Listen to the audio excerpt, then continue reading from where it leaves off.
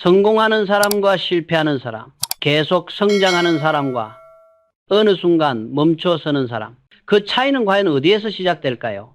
저는 평생 이 질문을 붙잡고 살아왔습니다. 대구의 작은 상점에서 출발해 공장과 사무실, 현장을 수없이 걸으며 수많은 사람을 보았습니다. 그리고 오랜 시간 끝에 하나의 확신에 이르렀습니다.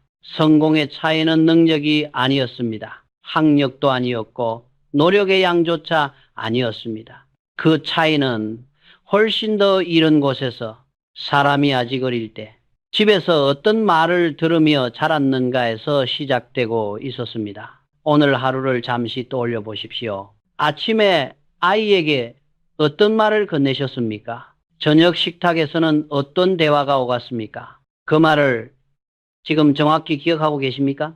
제가 공장을 돌며 사람을 볼 때 어떤 이는 한눈에 이 사람은 믿을 수 있겠다라는 느낌이 들었고, 어떤 이는 이유 없이 언젠가 문제가 생기겠구나 하는 직감이 들었습니다. 놀랍게도 그 직감은 거의 틀린 적이 없었습니다. 그리고 그들의 가정을 찾아가 부모를 만났을 때 모든 것이 분명해졌습니다. 아이의 말투 속에는 부모의 말이 그대로 스며 있었고, 아이의 사고방식 속에는 부모의 생각이 그대로 살아 있었습니다. 오늘 저는 제가 경영의 현장에서 직접 보고 확인하고 검증한 아이를 성공으로 이끄는 부모의 5가지 언어 습관에 대해 말씀드리려 합니다.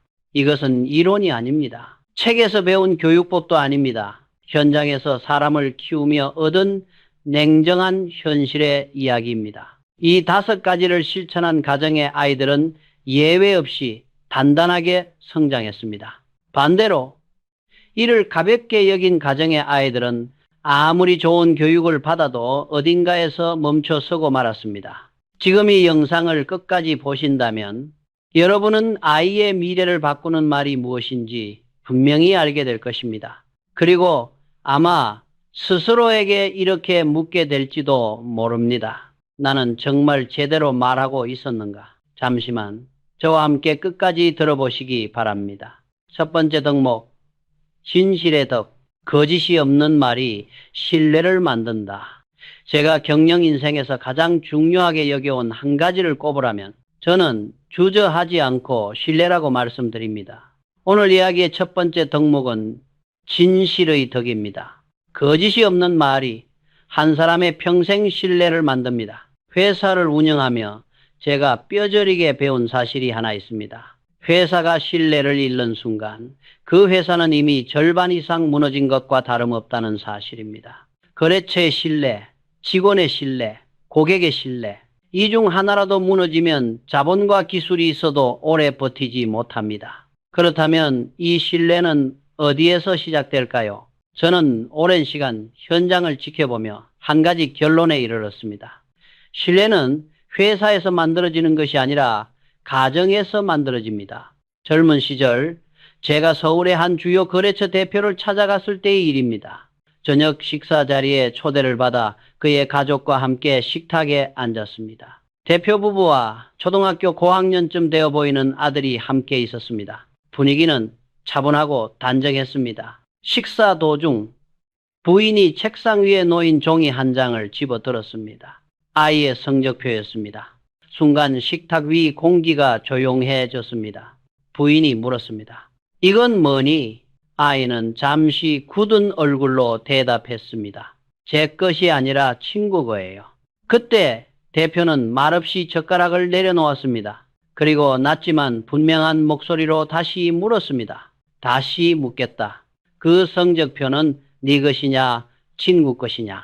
잠시 침묵이 흐른 뒤 아이는 고개를 숙였습니다. 제 것입니다. 대표는 아이를 호되게 꾸짖지 않았습니다.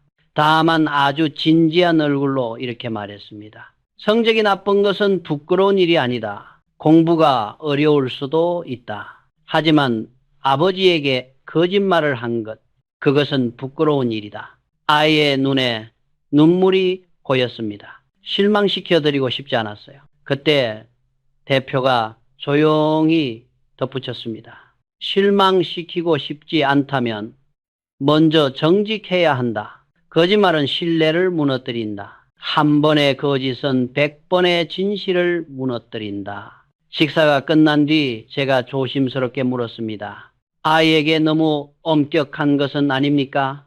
그는 잠시 생각하다 이렇게 말했습니다. 회장님, 저는 전쟁과 혼란 속에서 많은 것을 잃었습니다. 하지만 신뢰 하나만은 지켜냈습니다. 그래서 다시 일어설 수 있었습니다. 신뢰는 돈으로 살 수 있는 것이 아닙니다. 매일의 말과 행동으로 쌓아야 합니다. 수십 년이 흐른 뒤 그 아들이 회사를 이어받아 더 크게 성장했다는 소식을 들었을 때 저는 조금도 놀라지 않았습니다. 반대로 정반대의 경우도 분명히 보아왔습니다. 삼성에서 일하던 한 직원은 능력도 뛰어나고 처리도 빨랐습니다. 그러나 그의 보고서에는 항상 아주 작은 수치의 왜곡이 섞여 있었습니다. 크게 문제될 정도는 아니었지만 분명 의도적이었습니다. 제가 이유를 묻자 그는 이렇게 말했습니다. 이 정도는 다들 넘기지 않습니까? 그 순간 저는 그에게 물었습니다.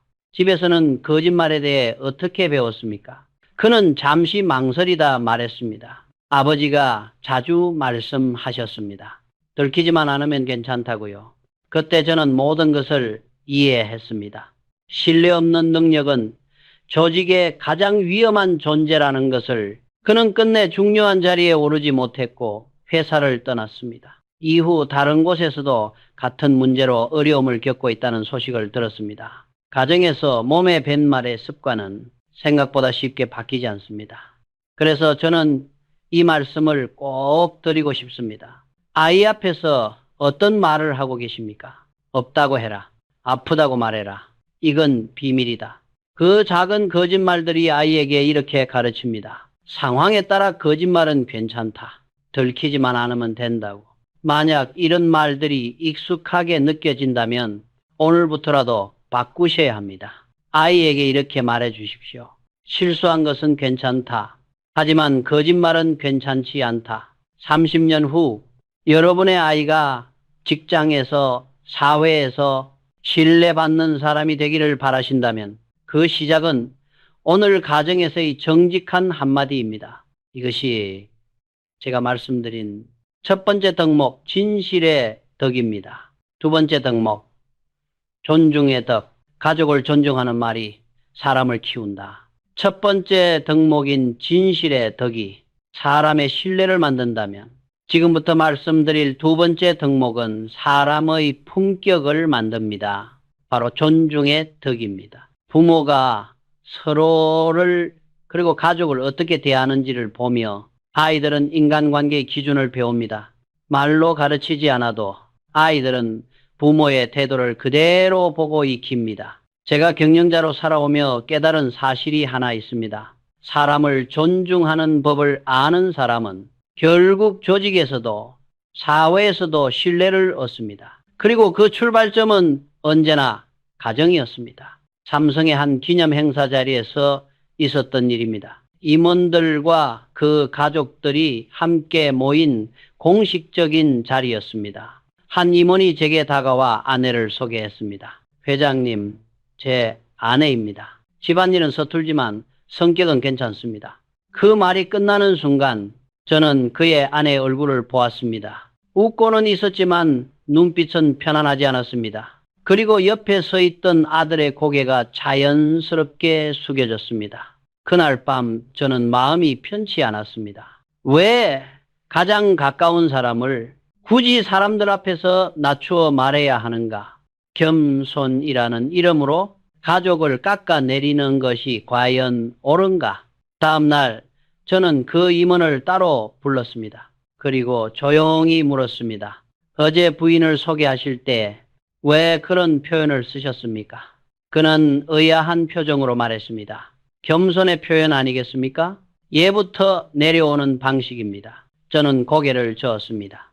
겸손은 자신을 낮추는 것입니다. 다른 사람을, 그것도 가족을 낮추는 것이 아닙니다. 부인은 당신의 소유물이 아닙니다. 그리고 한 가지를 더 물었습니다. 어제 그 자리에 있던 아드님은 그 말을 듣고 무엇을 배웠을 것 같습니까? 그는 그제야 말문이 막힌 듯 했습니다. 생각해 본 적이 없다는 얼굴이었습니다. 저는 분명히 말했습니다. 아이들은 듣지 않아도 배웁니다. 아버지가 어머니를 그렇게 대하는 모습을 보며 언젠가 자신도 그렇게 해도 된다고 배울 것입니다. 그의 얼굴이 창백해졌습니다. 그건 원치 않습니다. 그렇다면 오늘부터 바꾸십시오. 부인을 소개할 때 단 하나라도 좋은 점을 먼저 말하십시오. 몇 주 뒤 그는 다시 저를 찾아왔습니다. 회장님, 말씀하신 대로 말을 바꾸었습니다. 집에서도 밖에서도 아내를 존중하는 표현을 쓰고 있습니다. 변화가 있습니까? 제가 묻자 그는 고개를 끄덕였습니다. 아내의 표정이 달라졌습니다. 그리고 아들이 제게 이렇게 말했습니다. 아빠, 요즘 더 따뜻해졌어요.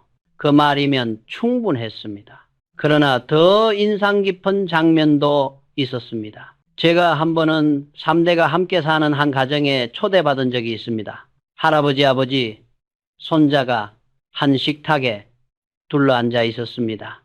식사 중 할아버지가 아내를 소개하며 이렇게 말했습니다. 이 사람이 50년 동안 나를 지켜주었습니다.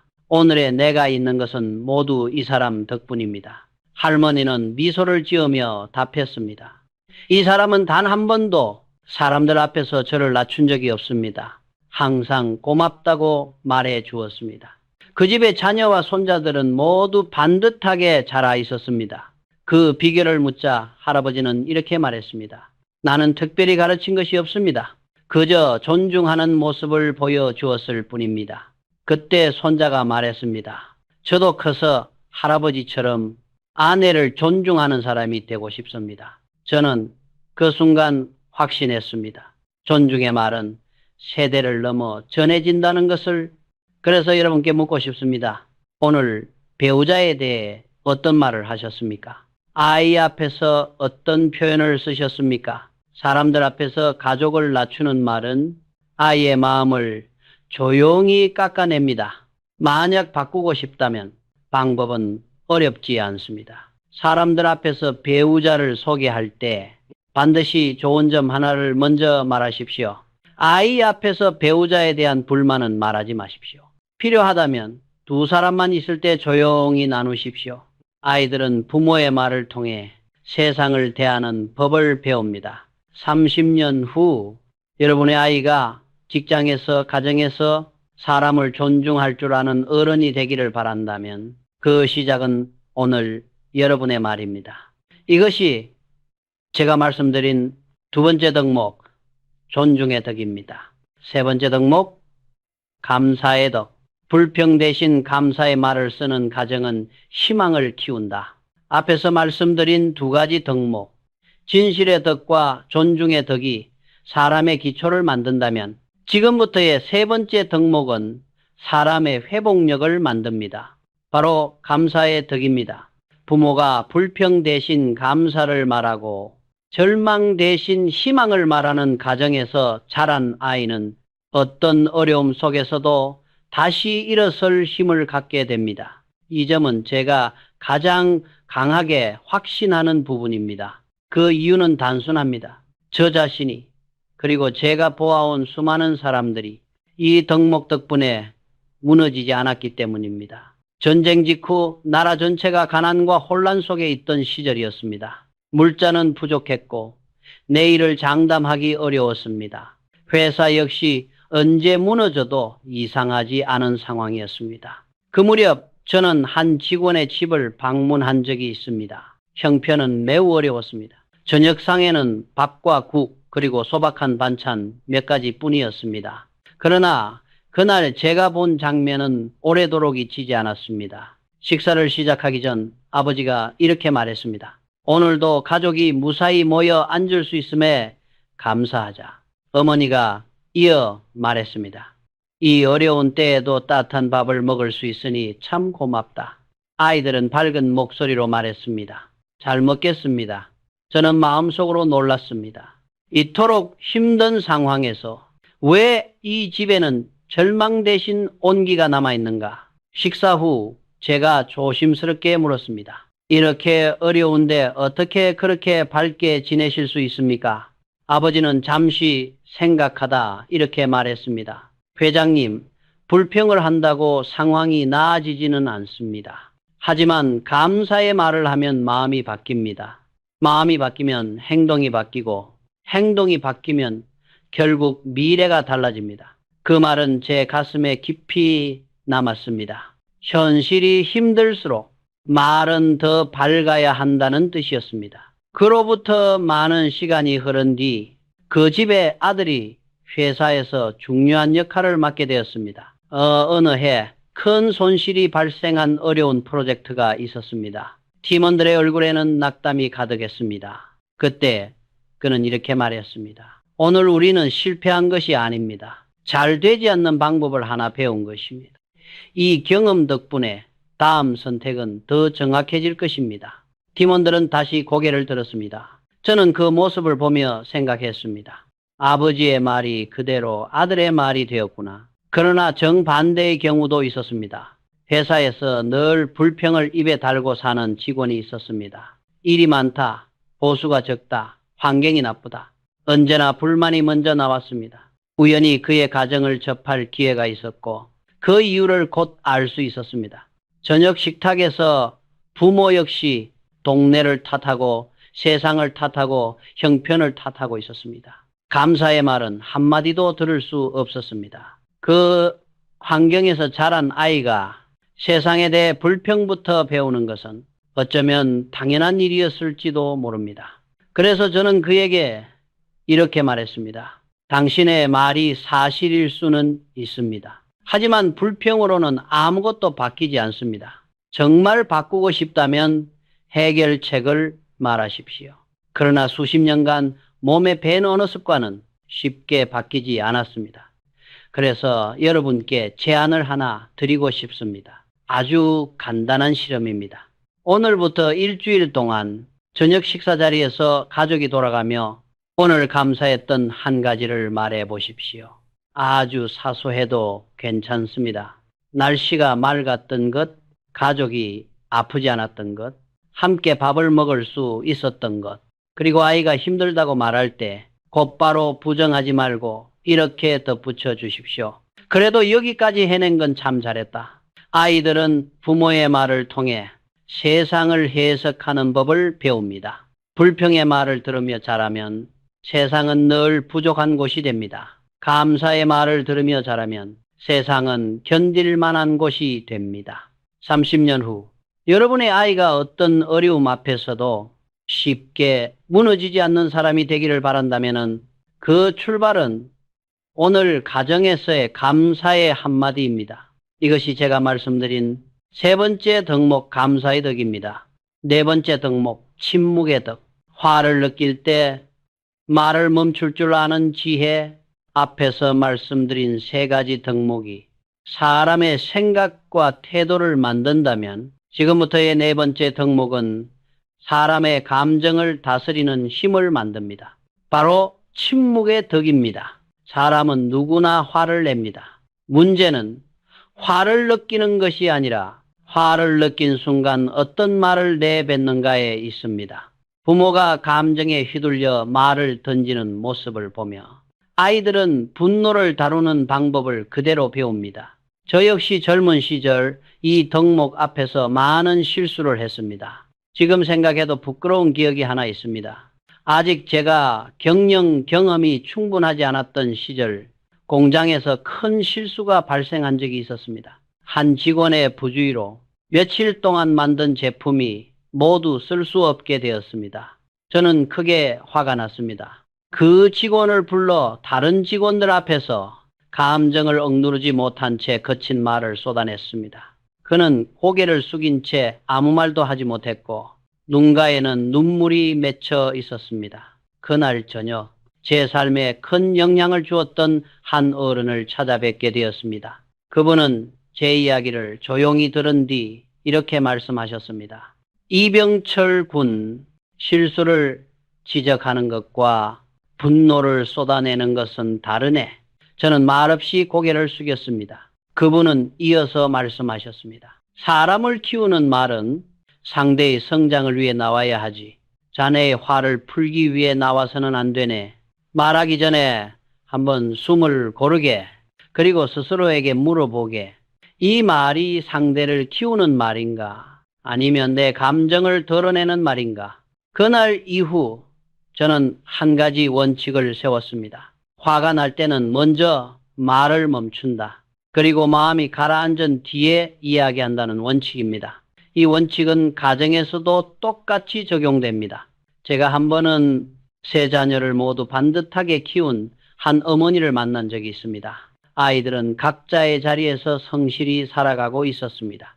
비결을 묻자 어머니는 이렇게 말했습니다. 특별한 교육은 하지 않았습니다. 다만 아이가 잘못했을 때 바로 소리치지 않으려고 노력했습니다. 그게 가능합니까? 제가 묻자 어머니는 미소를 지으며 말했습니다. 화가 날 때는 부엌으로 가서 차 한 잔을 마셨습니다. 그리고 마음이 가라앉은 뒤에 아이를 불렀습니다.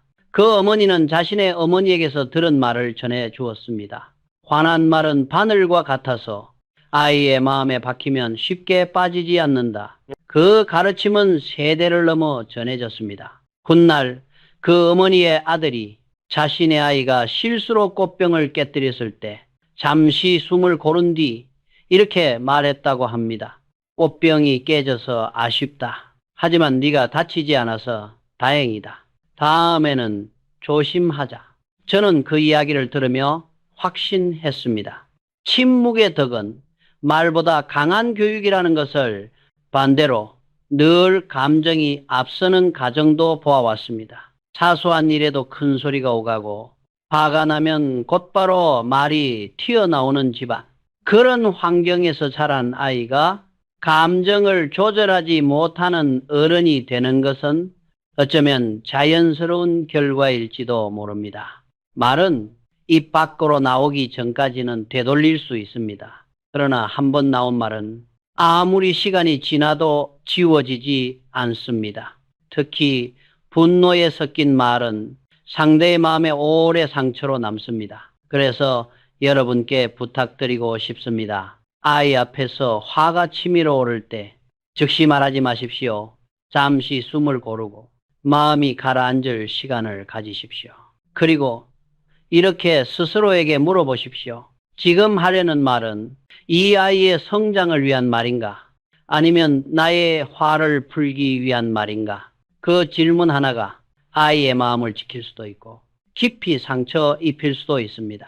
30년 후 여러분의 아이가 직장에서, 가정에서 감정을 조절할 줄 아는 어른이 되기를 바란다면 그 출발은 오늘 부모가 보여주는 침묵의 순간입니다.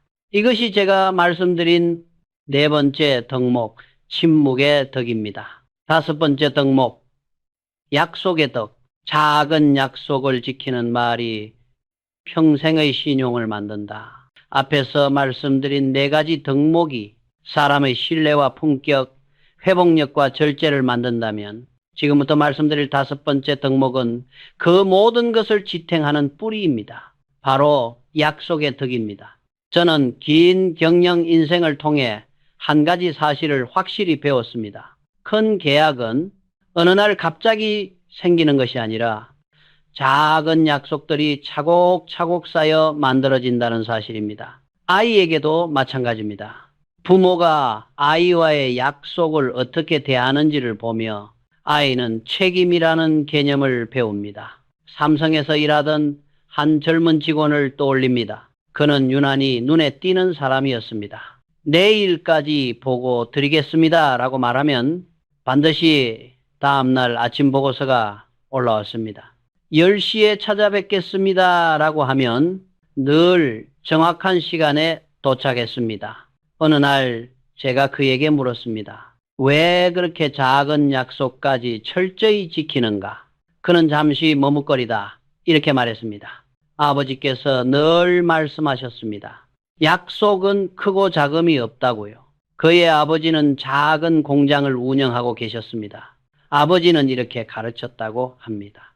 큰 회사는 납기가 조금 늦어도 기회를 다시 얻을 수 있다. 하지만 작은 공장은 한번 약속을 어기면 다시는 신뢰를 얻기 어렵다. 아버지는 아무리 힘든 날에도 납품 날짜만은 어기지 않으려 밤을 새웠습니다. 그 모습이 아들의 마음에 깊이 남았습니다. 가정에서도 마찬가지였습니다. 아버지는 아들과의 약속을 가볍게 여기지 않았습니다. 일요일에 함께 나가기로 했으면 아무리 피곤해도 반드시 약속을 지켰습니다. 어느 해 자전거를 사주겠다고 약속했을 때 형편이 갑자기 어려워졌지만 아버지는 이렇게 말했습니다.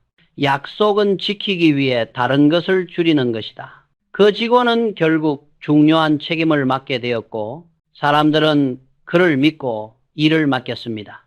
저 역시 그를 신뢰할 수 있었습니다. 그러나 정반대의 경우도 분명히 있었습니다. 늘 약속을 미루는 직원이 있었습니다. 다음 주에 하겠습니다. 내일 연락드리겠습니다. 하지만 약속은 지켜지지 않았습니다. 제가 이유를 묻자 그는 말했습니다. 바빴습니다. 깜빡 잊었습니다. 그래서 저는 다시 물었습니다. 그렇다면 왜 약속을 했습니까? 그는 잠시 침묵하다 말했습니다. 그때 상황을 넘기기 위해서였습니다. 그 말을 듣는 순간 저는 그가 왜 신뢰를 얻지 못하는지 분명히 알 수 있었습니다. 이후 그의 가정을 접할 기회가 있었고 그 이유는 더욱 분명해졌습니다. 부모 역시 아이에게 다음에 사줄게, 조만간 하자라는 말을 아무렇지 않게 반복하고 있었습니다. 지켜지지 않는 약속이 일상이었습니다. 그 환경에서 자란 아이가 약속을 가볍게 여기는 것은 어쩌면 당연한 결과였을지도 모릅니다. 그래서 저는 분명히 말씀드리고 싶습니다. 아이와의 약속을 절대로 가볍게 여기지 마십시오. 약속을 지킬 수 없을 것 같다면 처음부터 약속하지 않는 것이 낫습니다. 부득이하게 지키지 못하게 되었다면 반드시 먼저 사과하고 솔직한 이유를 설명하십시오. 그리고 아이와의 약속을 일의 약속처럼 기억하고 관리하십시오. 아이들은 부모의 행동을 통해 책임이 무엇인지 배웁니다. 작은 약속을 지키는 부모 밑에서 자란 아이는 사회에서도 약속을 지킬 줄 아는 사람이 됩니다. 그런 사람은 어디에 가든 결국 신뢰를 얻게 됩니다. 30년 후 여러분의 아이가 직장에서, 가정에서 저 사람은 믿을 수 있다는 말을 듣는 어른이 되기를 바란다면 그 시작은 오늘 아이와의 작은 약속 하나입니다. 이것이 제가 말씀드린 5번째 덕목, 약속의 덕입니다. 아이의 미래는 매일 식탁에서 쓰는 말로 만들어진다. 이제 오늘 말씀드린 5가지 덕목을 다시 한번 차분히 돌아보고자 합니다. 첫 번째 덕목은 진실의 덕이었습니다. 가정에서 거짓 없는 말을 쓰는 것, 작은 거짓도 가볍게 넘기지 않는 것, 정직함을 말이 아니라 행동으로 보여주는 것, 그것이 아이에게 신뢰의 뿌리를 심어줍니다. 두 번째 덕목은 존중의 덕이었습니다. 배우자를, 가족을, 다른 사람을 사람들 앞에서 낮추지 않는 말, 존중하는 태도를 아이 앞에서 숨기지 않는 것. 그 모습이 아이에게 사람을 대하는 기준이 됩니다. 세 번째 덕목은 감사의 덕이었습니다. 불평 대신 감사를 말하고 절망 대신 희망을 말하는 습관. 그 말이 아이에게 어려움 속에서도 다시 일어설 수 있는 마음의 힘을 길러줍니다. 네 번째 덕목은 침묵의 덕이었습니다. 화가 날 때 즉시 말하지 않고 한 번 숨을 고른 뒤 말하는 절제. 그 침묵이 아이에게 감정을 다스리는 법을 가르칩니다. 그리고 5번째 덕목은 약속의 덕이었습니다. 아이와의 작은 약속도 소홀히 하지 않는 태도. 지킬 수 없는 약속은 하지 않고 지키지 못했을 때는 먼저 사과하는 모습. 그 모든 것이 아이에게 책임과 신용을 가르칩니다. 이 5가지 덕목은 각각 따로 존재하지 않습니다. 진실이 있어야 존중이 생기고 존중이 있어야 감사가 자라며 감사가 있어야 감정을 절제할 수 있고 그 모든 것이 쌓여 약속을 지키는 힘이 됩니다. 저는 평생 수많은 사람을 보아왔습니다. 그리고 하나의 확신에 이르렀습니다. 회사에서 신뢰받는 사람은 이미 가정에서 신뢰받는 말을 듣고 자랐습니다. 사회에서 존중받는 사람은 이미 집에서 존중의 말을 들으며 자랐습니다. 어려움 앞에서도 무너지지 않는 사람은 이미 가정에서 감사와 희망의 말을 들으며 자랐습니다. 식탁은 거짓말을 하지 않습니다. 매일 저녁 그 집 식탁에서 오가는 말이 그 아이의 10년 후, 20년 후, 30년 후를 그대로 보여줍니다. 그래서 여러분께 부탁드리고 싶습니다. 오늘 하루를 마무리하며 아이 앞에서 어떤 말을 했는지 조용히 돌아보시기 바랍니다. 혹시 마음에 걸리는 말이 있었다면 내일로 미루지 마십시오. 오늘이 가장 빠른 날입니다. 아이의 성공은 학력이나 재산에서 결정되지 않습니다. 매일 가정에서 듣는 부모의 말에서 만들어집니다. 언젠가 여러분의 아이가 이렇게 말하는 날이 오기를 바랍니다. 지금의 저는 부모님이 매일 들려주신 그 말들 덕분입니다. 그날을 위해 오늘부터 다시 한번 말을 선택해 주시기 바랍니다. 이상으로 제가 평생의 현장에서 얻은 5가지 덕목의 이야기를 마치겠습니다.